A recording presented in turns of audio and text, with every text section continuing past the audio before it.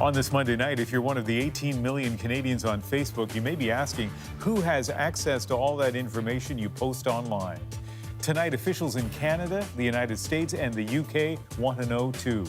This is we learn more about how a political data firm that worked for Donald Trump got a hold of information on 50 million users. So is there anything you can do to protect your privacy online? Also tonight, the hunt for a serial bomber in Texas. And inside a classroom where the teachers are armed, this is The National.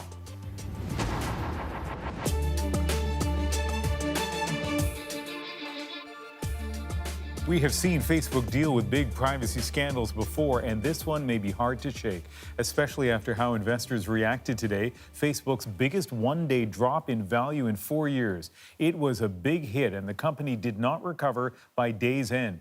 Its stock down nearly 7%. That means more than $40 billion lost in market capitalization. And where Facebook pulled down other big tech stocks, Apple, Microsoft, and Amazon all dipping. At the heart of this complicated controversy, how Facebook interacted with a data firm called Cambridge Analytica. Let's take you through the main points. Cambridge Analytica is a political consultant firm that, quote, uses data to change audience behavior and potentially influence votes. A promise big enough to draw powerful, conservative investors like Steve Bannon and billionaire Robert Mercer. It all stems back to information obtained by a researcher. Psychology professor Alexander Kogan offered money to people to take a survey, but they had to install an app on Facebook, and that allowed the app to collect information about users and what they liked. Hundreds of thousands of users agreed, and that gave the app access to tens of millions of their friends who didn't consent.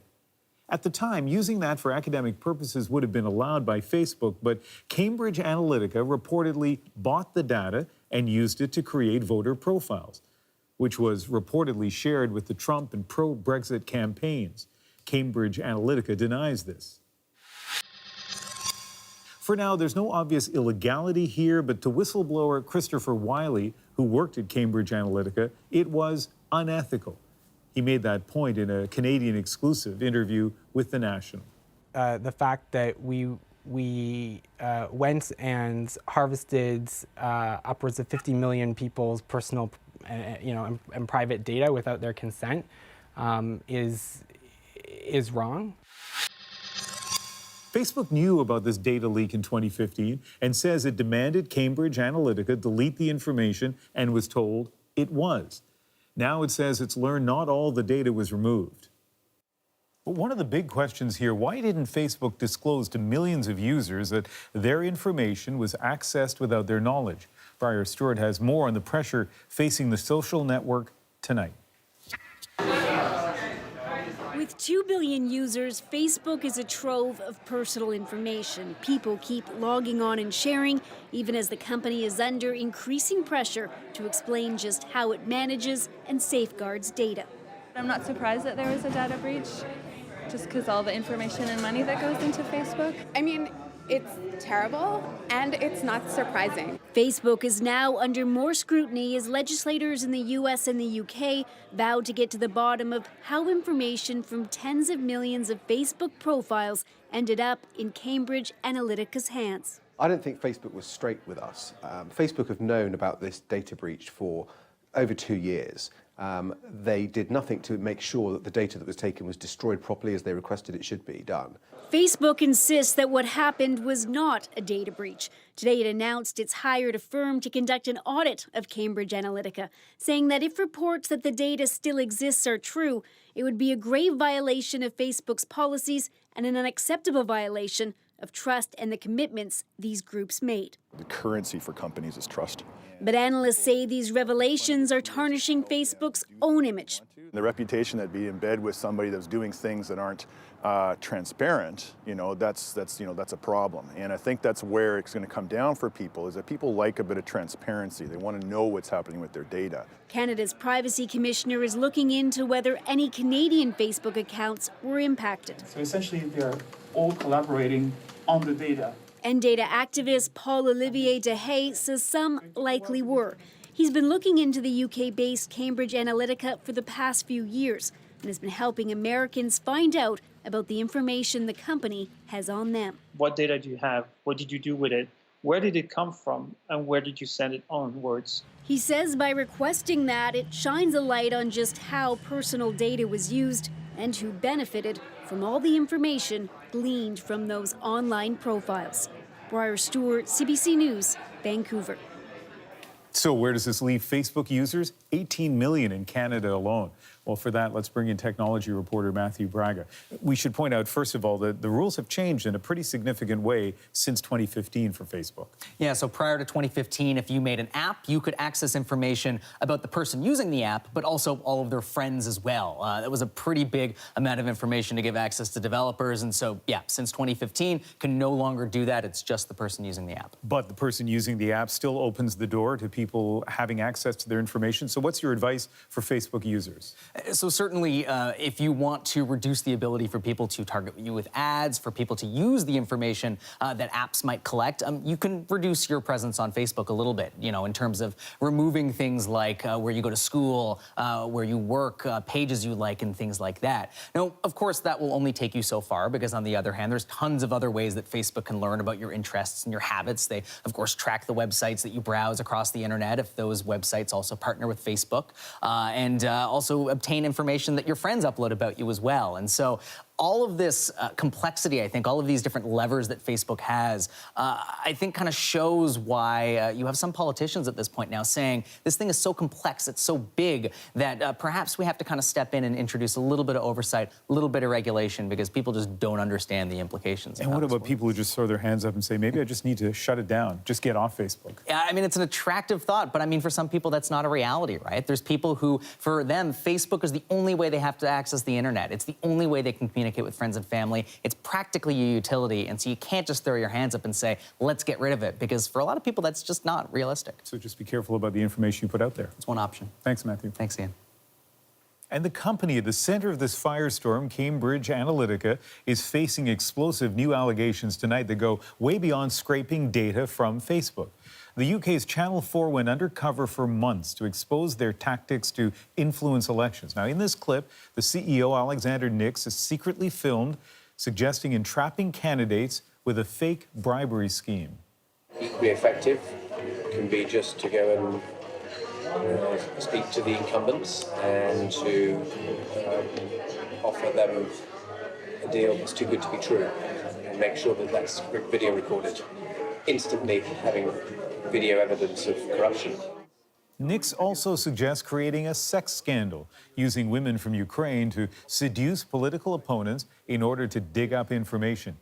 In response, the company said, we routinely undertake conversations with prospective clients to try to tease out any unethical or illegal intentions. And Rosie, tonight, Britain's Information Commissioner said that she'll be seeking a warrant tomorrow to search Cambridge Analytica's office. She also called the company uncooperative. And Ian, we know there's lots more stories about Cambridge Analytica and their tactics that are going to come out throughout the week.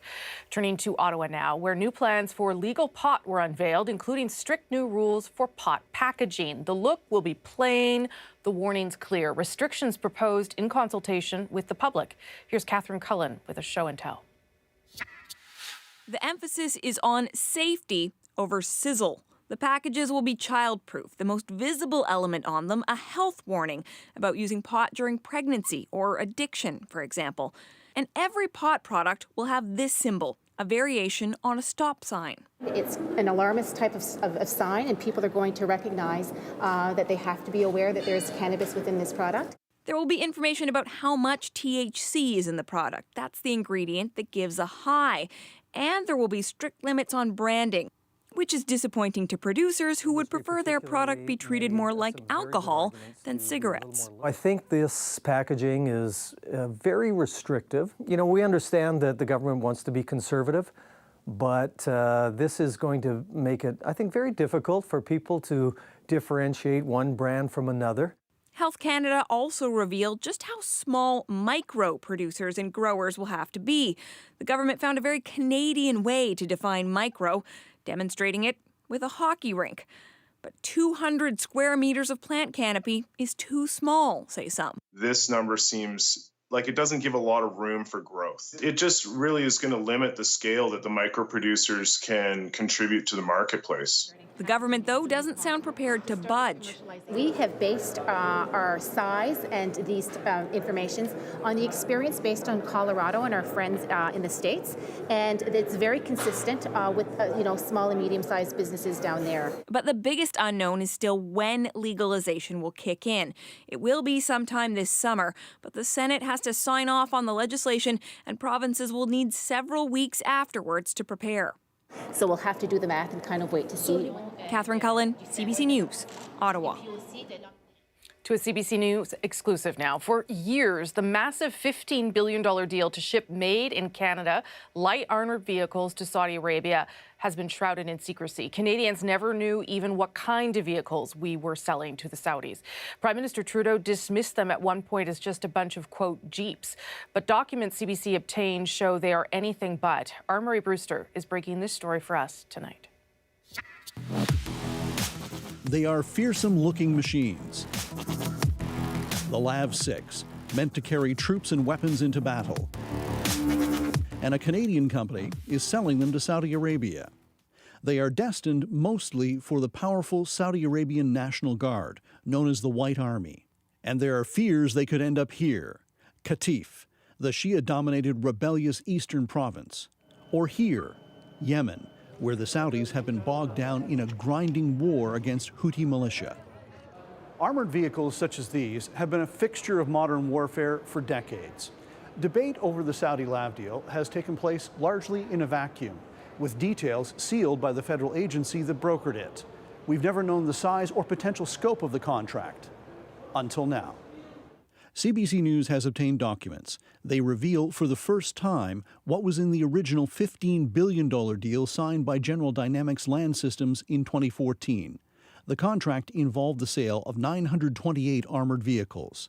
354 were expected to be the troop-carrying kind. But there were more lethal models. Some are mounted with anti-tank guns. 119 of them are heavy assault vehicles, which carry a 105mm cannon, much like this older model. These are combat-ready vehicles, and certainly not the Jeeps that the government once told us they were. It is not hard to see the risk that they pose for in the context of human rights. A video surfaced online last summer showing Canadian-made armored vehicles fighting in Qatif. The Liberals say there's no conclusive evidence of human rights violations and stand by the contract. Canada will honour, to the greatest extent possible, pre-existing contracts. The documents show the relationship goes much deeper.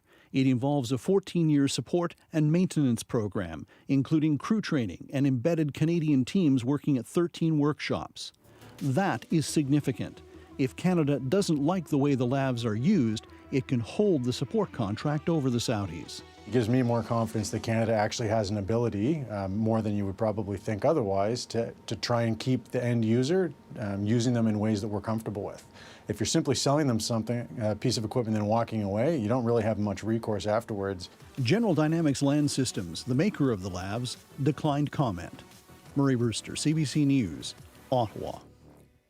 This week, the Crown Prince of Saudi Arabia is visiting the United States. And as Mohammed bin Salman begins his trip, here's a story our Adrian Arsenault will have for you tomorrow. They've never met him. He's never even been to Canada. But every Friday for 168 weeks straight, the people of Sherbrooke, Quebec, have been rallying for Raif Badawi's release from a Saudi Arabian jail. He's the Saudi blogger paying a terrible price for pushing for reforms. The guy has already spent 5 years in prison just for giving his opinion. I mean, it's...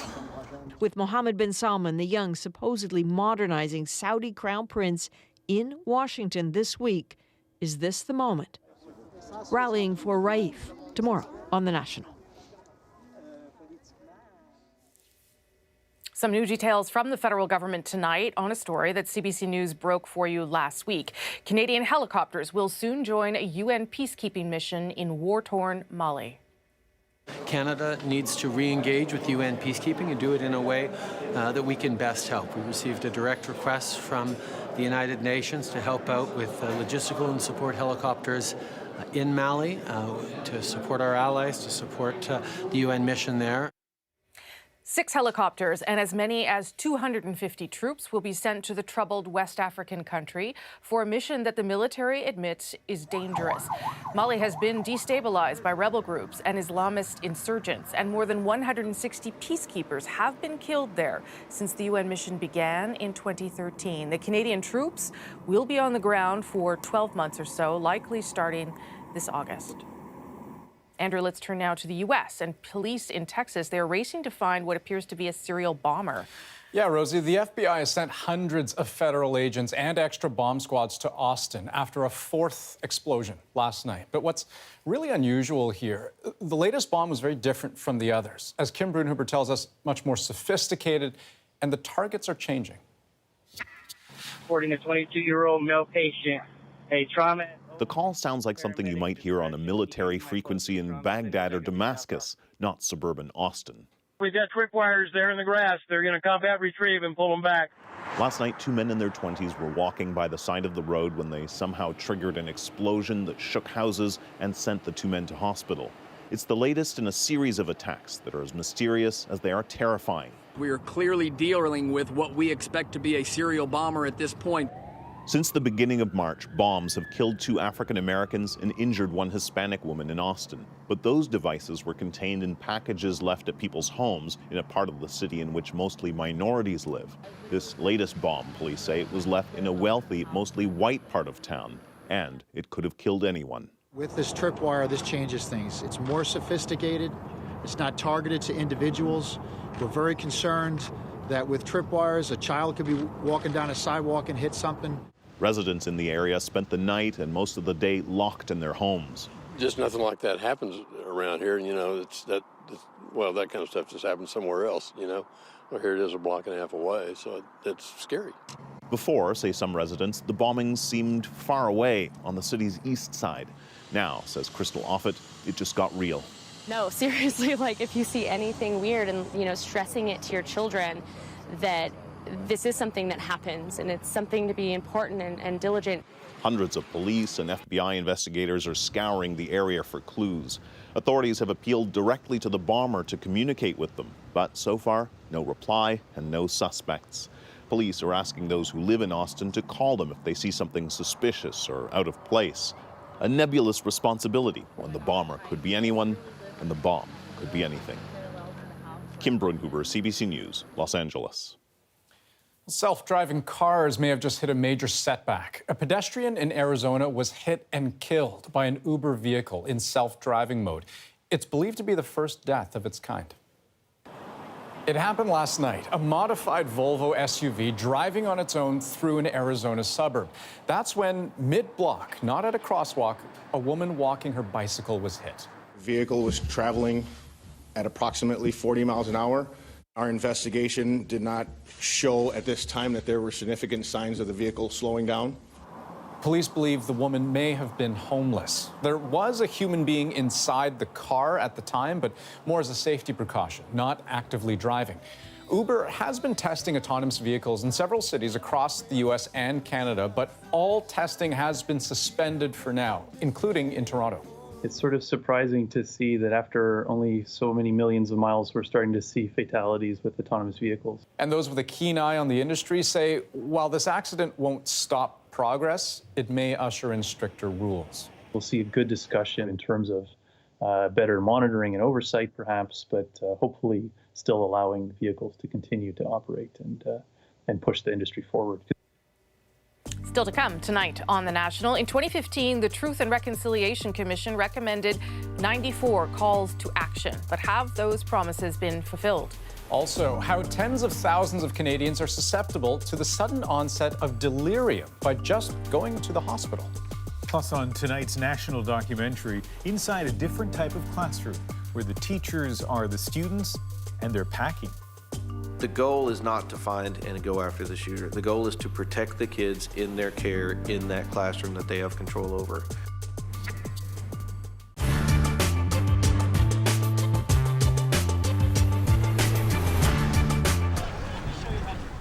They came in their thousands to this shrine of aviation to witness history replayed and in some cases bag it to take with them. This is hallowed ground, and I consider it sacred. I'm an aviation enthusiast. No shortage of those on this rain-drenched day, among them movie star John Travolta and President Bush. And on the day they did fly, just like today, the conditions were not ideal. But they went ahead anyway. There's a Canadian-built jet trainer. Overhead, a Canadian contribution, a fly past by 2 snowbirds, here to mark the centennial of the Wright brothers' first flight.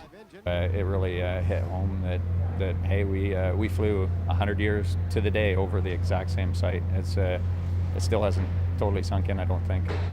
I often wonder if Uncle Orr fully understood the gift, the view he and Uncle Will would give the world from these beautiful sandy dunes on December 17th in 1903.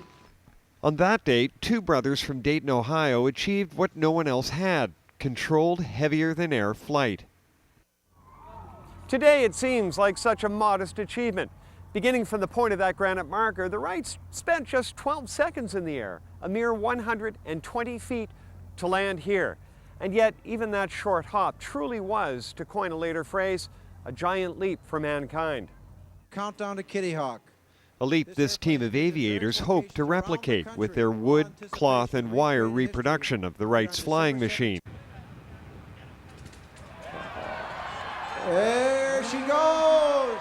After a 2-hour wait, the rains finally subsided, and the replica flyer trundled down its runway, tantalizingly close to taking off before splashing into a mud puddle. Disappointing the pilot, but not the crowd.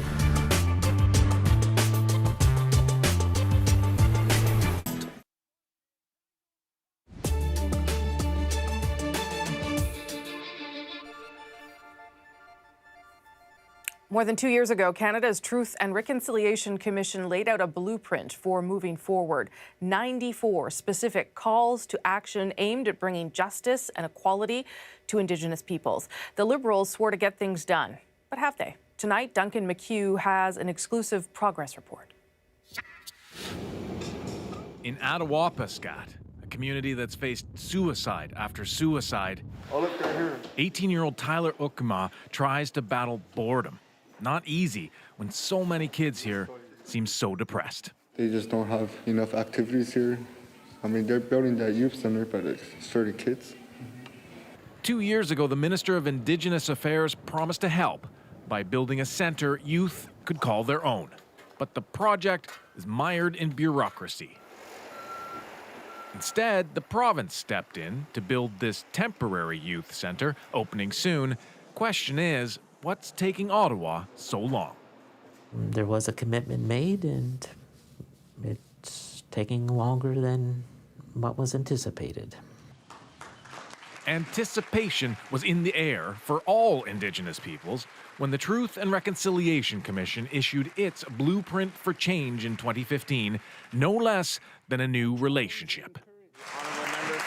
Justin Trudeau, in opposition, endorsed all the TRC's calls to action.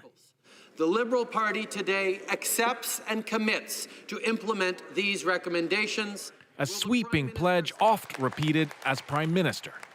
Each of the 94 calls to action needs to be implemented. So same. But that promise is far from fulfilled, according to a groundbreaking database compiled by CBC's Indigenous unit. It found only 10 of 94 calls to action have been completed. For instance, funds for the North American Indigenous Games, check. Missing and murdered women's inquiry, check. Over 40 calls to action remain in varying stages of progress, but many others neglected. There's no national monument to residential school survivors, no Indigenous education legislation, no royal proclamation on reconciliation. In fact, nearly half of the calls to action have yet to be acted upon. The man who headed the TRC says actions speak louder than words. Well, they haven't performed very well. I don't think there's any question of that. I think we're beginning to see some change. It's been slow in coming, mainly because I think they didn't really have a plan. After raising hopes with promises to implement the TRC report, The Trudeau government now faces an awkward reckoning. The accounting so far suggests there's still much work left to be done. Duncan McHugh, CBC News, Toronto. For more details on those 94 calls to action and where they stand, check out our website at cbcnews.ca/Indigenous. Here's what else we're working on tonight. The man who broke the NHL's color barrier has passed away. We'll remember the China Clipper. And the CBC's Nick Purdon follows a group of American teachers training to carry guns in schools.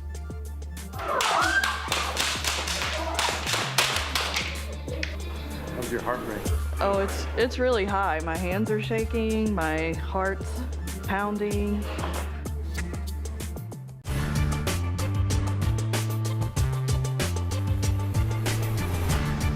I can cover myself up a little bit. Her lawyer is probably the last person Tierney Angus thought she'd be showing her uniform to. Then again, the beer market server never thought the uniform would be a problem. A month ago, the company changed what it wanted servers to wear. The material is probably comparable to a bathing suit. Tierney has worked at the restaurant for 3 years. She says the new uniform made it hard to move and to do her job. It's very tight, it's very skimpy. I went up a size and it still hugs every single inch of my body. According to Angus, more than 40 women from 4 different locations complained to the company's Human Resources Department with little success. One of the girls I work with mentioned that you could see her underwear, you could see everything underneath it. And the suggestion by my general manager was that she wear a thong if she didn't want her underwear to show. That GM works for food giant Cara, which owns Beer Market and a lot of other restaurant chains. Cara tells Go Public restaurant staff at various locations were closely involved in the selection process, and most of the feedback was very positive. Tierney says all she wanted was a choice.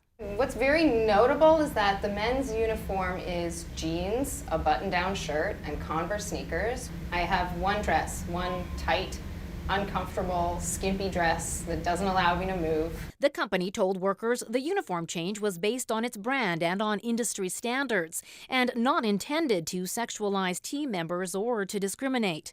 After Go Public's inquiries, Cara changed its policy, giving female staff the option of wearing the same uniform as men. It's sad that we have to fight this battle in 2015. Angus's lawyer says skimpy uniforms could violate human rights codes. Just because other employers are doing that, it doesn't mean it's proper and it doesn't mean that it's legal. It just perhaps means that no employee has been brave enough in recent years to take on that case. Skimpy uniforms may not be unusual, but there are very few examples of employees filing human rights complaints about them.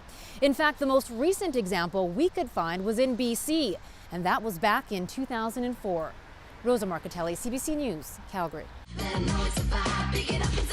Showing off some skin has moved from the TV screens to the streets and now to the schools. It's a hot day. It's very hot. A hot day. Too hot for some anxious principals. You know, it was causing a distraction, there's no question. She sent home this note. Keep the underwear hidden. No exposed boxer shorts, no wayward bra straps. I think that we're perverted, like some guy will go, whoa. From the archives of CBC News. If a girl should know how to dress for school, I think it's up to them, really. And tight sweaters, well, they're not very good, I don't think. I'd rather see a girl wearing blouses and stuff like that. Do you enjoy wearing miniskirts? Yeah. Well, I don't really prefer them on girls, but also I think it's just that it modernizes the way the girls dress. The skirt rises up when you sit down, so you have to put your books something on your knees or something to hold it down. I just don't like the idea of them wearing way up here. It looks it's not right. That was Barbara Emile getting the long and short of the miniskirt story. School's back all over the country now. Did today's back-to-schoolers reject the dictates of the department stores? Here on What's New, we took a look at how kids actually went back to school this fall, and what we saw were students like these. You can read a book in jeans, you can go to school in jeans, you can roll down a hill in jeans, you can do whatever you want in jeans. In the late 60s, there was pressure on the schools to relax dress codes. Shorter skirts, pants for girls, and eventually jeans were allowed for everybody. The freedom that the children have known for the past 15 years has been just a little bit too much. The parents have decided to adopt a uniform this year.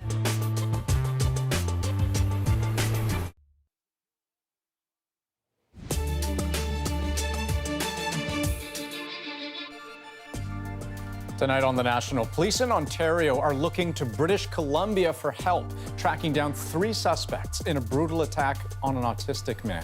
Here's the video police released of the attack at a bus terminal in Mississauga. They say since then they've gotten credible information that the 3 men may be from BC's Lower Mainland, and they're asking anyone who might recognize them to call police.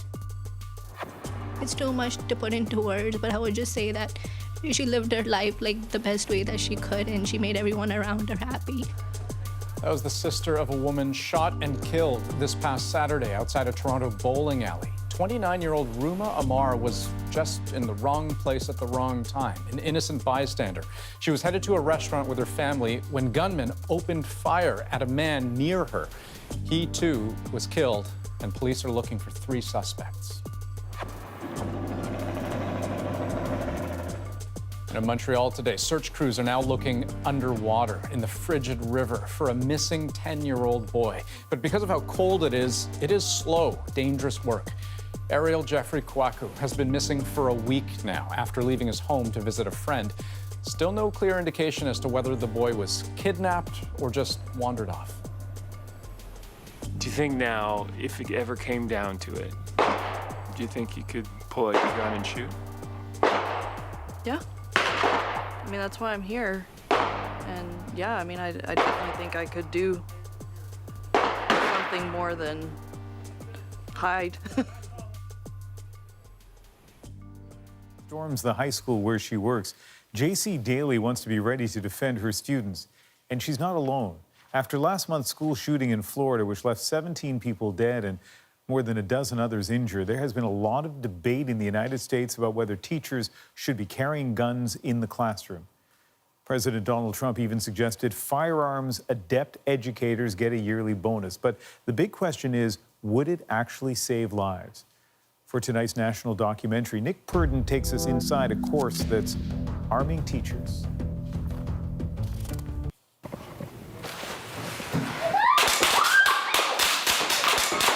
Ceasefire! Ceasefire! When that active killer is in that classroom, that teacher can either have a pencil or they can have a gun. Okay, guys, stand up. No, I think I did okay. It's my first live shooter simulation, you know. So hopefully next time it'll be better. Those teachers that want that protection to use a firearm in a school, we provide the training and certification for them to do that. One of the most visceral reactions to the recent shooting in Parkland, Florida, was to give teachers guns. And it's an idea that has divided the United States.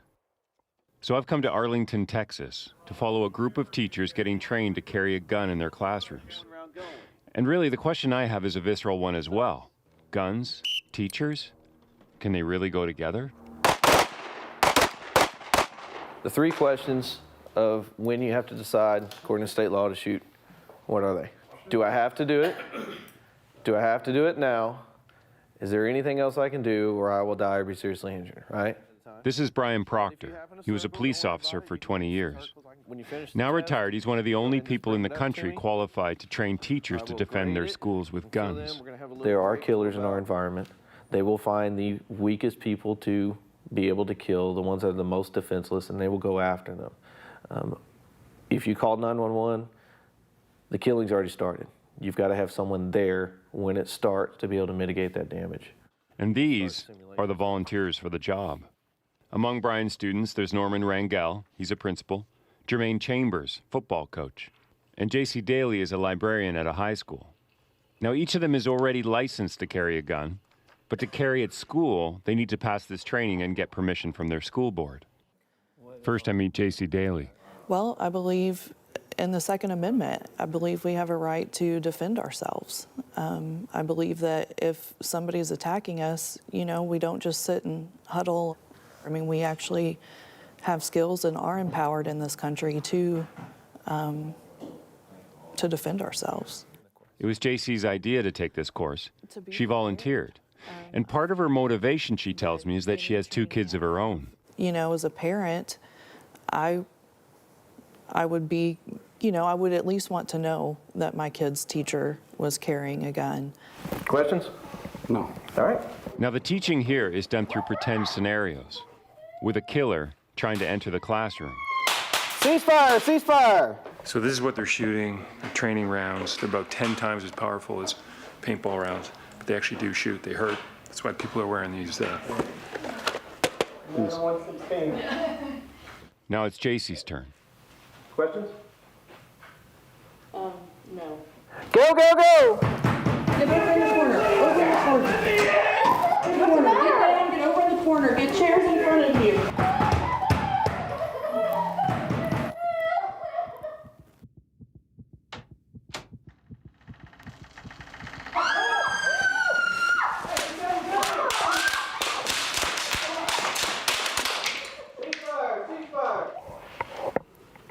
You ever been that stressed? No. How's your heart rate? Oh, it's really high. My hands are shaking, my heart's pounding. My voice is shaking, I can feel it. After seeing how shaken JC is, I wonder how realistic it is to ask teachers to go after shooters in schools. But Brian says that's not what he's trying to do. The goal is not to find and go after the shooter. The goal is to protect the kids in their care in that classroom that they have control over. They are not trained to go after the killer. Go, go, go! I'm gonna get you! Let's see how other teachers do. Here's Jermaine's scenario. What's going on? I coach football. Those are my sons. Those are my boys out there. I treat them like my kids. So if something comes in, I feel that it's my job to protect them all. Ceasefire! Ceasefire! How was that? Oh, You yeah. might hit me up here, but he did hit it one time right there. Yeah, okay. Yeah, saw the big gun come in and you just, hey, protect them, shoot, hey, aim for the best. You can have that, or you can have a pencil. Pencil, what the pencil gonna do? I mean, that's what Parkland found out too. All right. What occurs to me, and as incredible as it sounds, the goal of the training is for the teachers to control the adrenaline rush, the fear, to be cool under pressure. The next part of getting teachers ready happens here. They each have to show that they can shoot accurately. But can you ever be ready to face a gunman? Do you think your students or these teachers are ready? If something happens, if someone comes into their school with an AR-15? I think nobody's ready for that. I don't think anybody's ready for that. I've been in combat situations. I'm telling you, I'm never ready for that. But you have to realize that there's no great solution. There's just a better response. So what's the plan here? So basically what we're going to do is, the plan is we're going to set up these targets. We're going to shoot about 200 rounds. And out of these 200 rounds, I want to see a good percentage of them in the bad guy, not missed off the target, and not in our good kid. Or they fail. Or they fail. If you cannot get a good shot, don't pull it off. I don't care if you're left with ammo in the gun. I don't. What I care about is if you start missing your main target. JC tells me she understands full well that taking her gun into her school is controversial. A school, it's traditionally a safe place. I mean, it's where innocence is, you know, it's our children. And so I think you have a great polarity there between a gun, which is such a visual image of violence and killing and hatred, and then innocent children. To me, I feel like it's my job to protect that innocence, you know, to protect those kids that are in my care. Line is ready.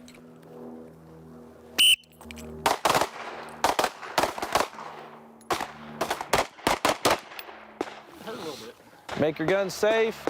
Okay, so here's how this runs out. Everybody here passed the proficiency.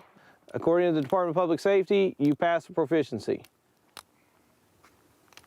So how do y'all feel? Not satisfied.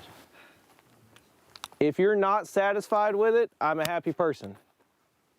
Because what would I be satisfied with if I was the one shooting this? 100%? 100%.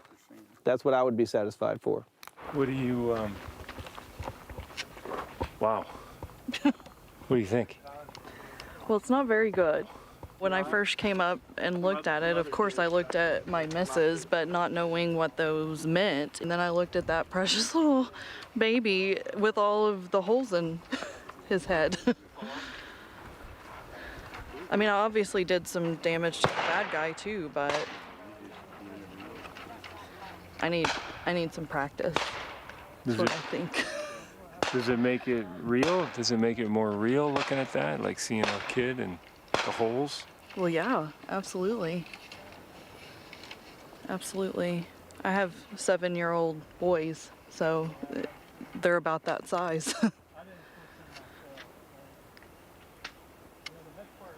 For sure. It just made it real. It's a big responsibility. It's a big responsibility. Nick mentioned how this issue has divided the country. A survey by the Pew Research Center found 45% of American adults support arming teachers in schools, the other 55% against that. Just ahead on tonight's National, new insight into the frightening medical condition that can suddenly take hold of you or a loved one. We're all looking for the magic bullet in terms of treatments for ICU-acquired delirium.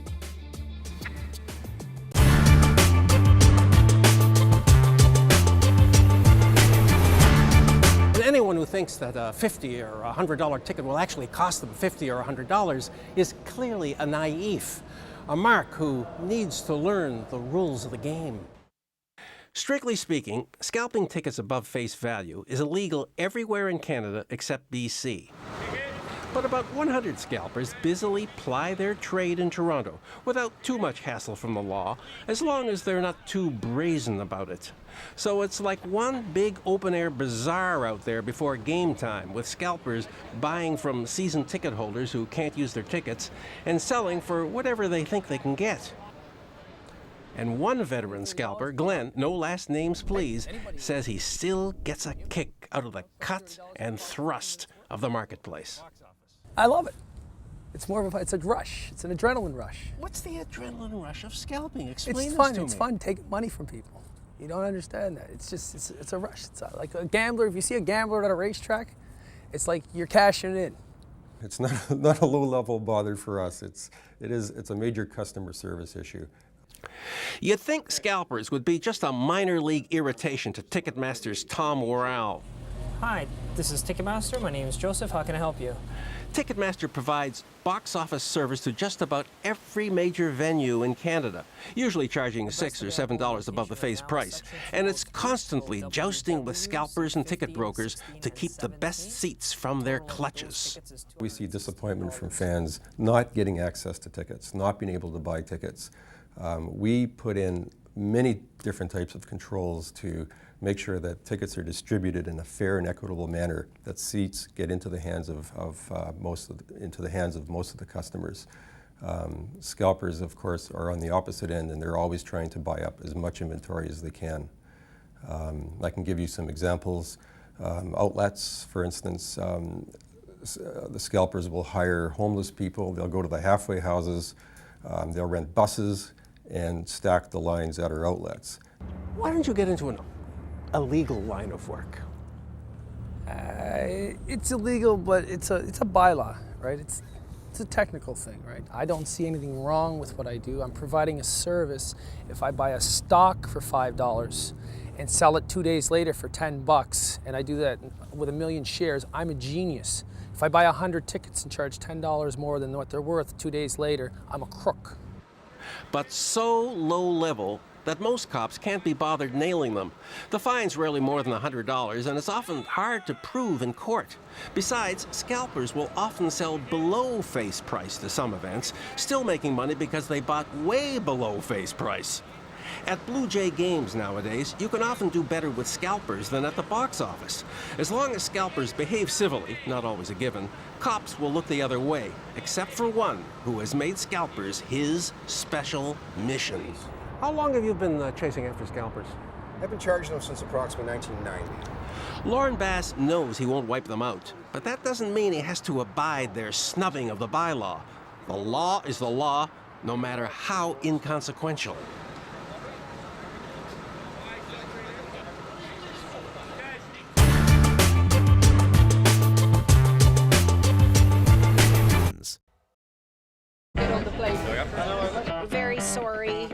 riot police. That's pure politics. Can I get your name? When are you guys going to be ready to go back to school, do you think? Never. The Figure Skating World Championships, exclusively on CBC Sports. It feels like you're simultaneously intoxicated, hungover, jet-lagged, and in a dream. That disorienting and frightening experience is actually a common one for patients in Canadian hospitals. Each year in this country, 200,000 people who go to hospital may experience delirium, a big jumbling of the mind that can entangle your thoughts, your words, and have you seeing things that aren't actually there. And as Cass Russi shows us, the key to tackling that problem may lie in understanding just how stressful a hospital visit can be.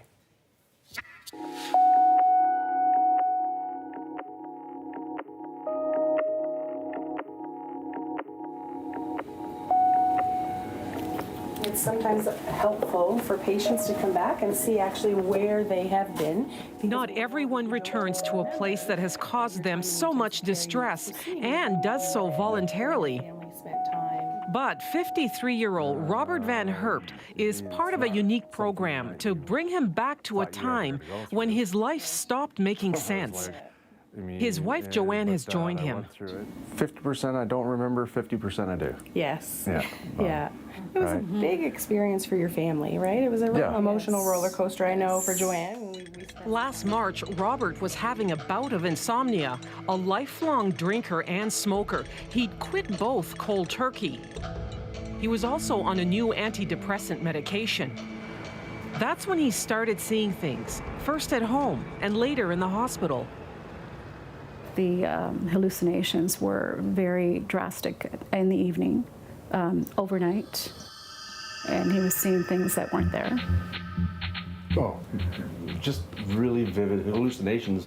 At one point, he thought he saw a swarm of fruit flies. It was like, do you see that, Joanne? Do you see that? Oh, no, no, no. And I honestly put my arm out and I said, I can feel them up against my arm. And it was that true. Robert's family was told he was in the throes of delirium, a condition that baffles doctors and terrifies patients, young and old.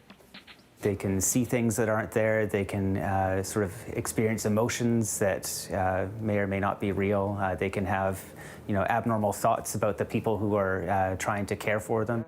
Delirium happens when there's a change in brain function that can provoke a severe state of confusion. It can be caused by a number of things. Alcohol is one, but there are other factors.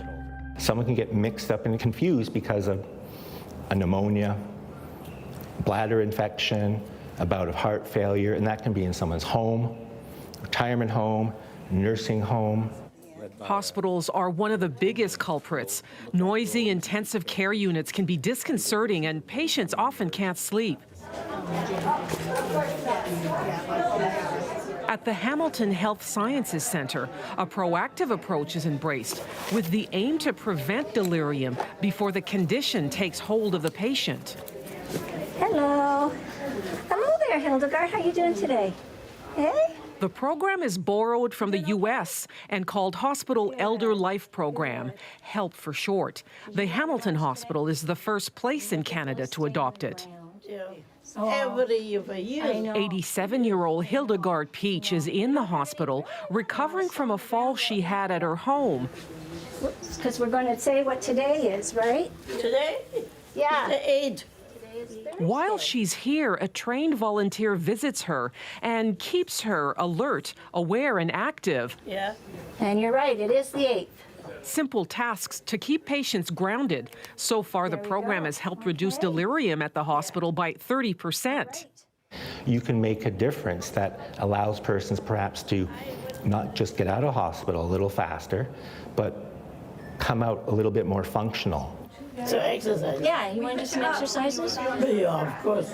But this isn't just common sense. It can also save lives because delirium can be deadly. You may be lying in bed, getting bed sores, getting deconditioned, getting dehydrated, and having complications from all those. Good to see you, Doctor. Good to see you, Charlie. People who are frail, have dementia, or are critically ill are at the highest risk. But unlike dementia, delirium comes on quickly, ends just as fast, and can fluctuate over the course of a day. 1, 2, 3. There we go. In Halifax, it's all about teaching a new generation of physicians how to spot the signs and tell the difference. Sometimes it's not that obvious. A delirious person can often be silent, but still very sick. It's not uncommon for us when we're following patients through over a few days to find that there's something off, quote unquote, with them. If you can show them the many, many things that you can know from someone just by walking in, shaking their hands, engaging in 10 seconds worth of pleasantries, usually that will motivate students to want to figure it out. And can you tell me today's date? Today's March the 5th, 2018. 1 year after his nightmarish experience, Robert still has some memory loss. Food, fruit. Dr. Boyd checks his cognitive skills with simple tests. What I like to do is repeat the sentence after me. And the cat always hid under the couch when dogs were in the room. The cat always hid under the couch when the dogs were in the room. We are all looking for the magic bullet in terms of treatments for ICU-acquired delirium. So really trying to understand delirium, develop better ways to prevent it, develop better ways to treat it, can really, I think, make a huge impact on long-term recovery trajectories for our ICU survivors. Okay, your time's up. Yeah. Not too many was there. How did I do? You're doing well. Okay, good. While he may not be the person he once was, Robert says in many ways he's better than he's ever been, moving on with his life and getting past a time he never wants repeated. Cass Rusi, CBC News, Toronto. Still more to come tonight, but as we go to break, we remember a Chinese-Canadian athlete who broke the NHL's color barrier 70 years ago. Larry Kwong, a hockey star in his native BC, was scouted during the war and joined the New York Rangers farm team. He was called up to the big league on March 13th, back in 1948. I was disappointed in it because it turned out that I didn't get much of a chance.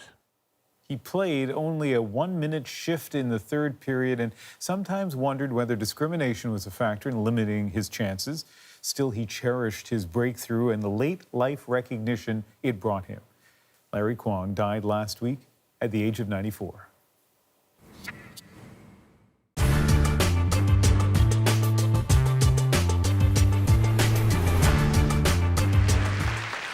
Pleases me to be here and give this award to Gordon. I've known Gordon for a long time, and I know he's been offered this award before, but he has never accepted it because he wanted me to come and give it to him.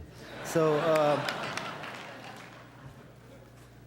Anyway, he's somebody of rare talent and all that. And here's a video clip now of his recent and not so recent achievements. Right now, we're delighted to welcome to our show our very good friend, the fabulous Gordon Lightfoot.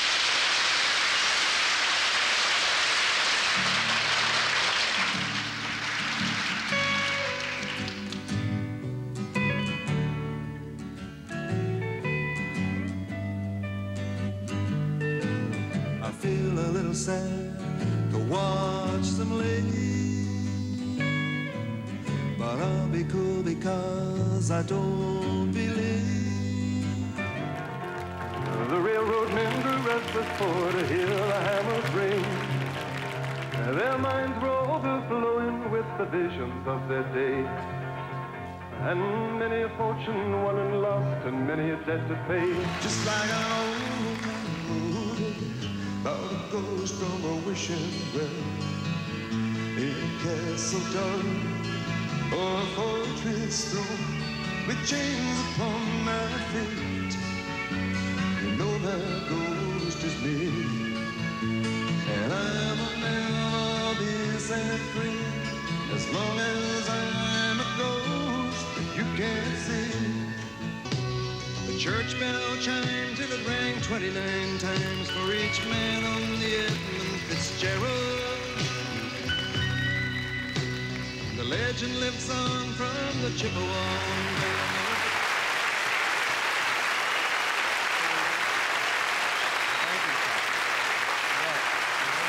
Thanks for doing it.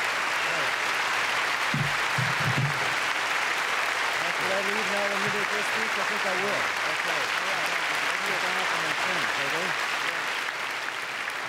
All right.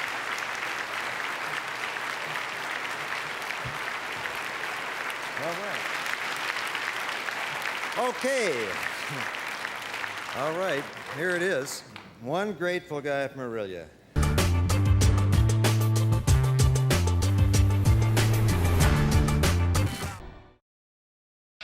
The Junos are coming to CBC with performances by Arcade Fire, Arkells, Bare Naked Ladies with Stephen Page, Daniel Caesar, Diana Krall, Jesse Reyes, Lights, and more.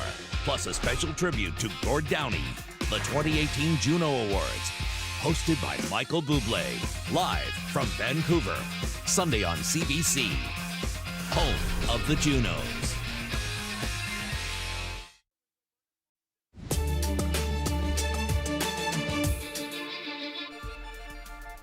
Tonight on The National, the Canadian Food Inspection Agency is warning about a brand of lean ground beef that may be contaminated with E. coli. The recall of Good Boucher beef includes 285-gram packages with a best before date of March 21st, as well as the 510-gram packages with best before dates of March 19th and March 21st as well. The products were sold in Ontario, Quebec, New Brunswick, Nova Scotia, and PEI, but the CFIA says they may be in other provinces and territories as well. Fortunately, so far, no reports yet of anyone getting sick. This scourge of drug addiction in America will stop. It will stop. Failure is not an option. Addiction is not our future. U.S. President Donald Trump unveiling his new plan today for tackling his country's opioid crisis, seeking the death penalty for drug dealers. He also brought up the U.S.-Mexico border wall, saying that building it would help keep drugs out.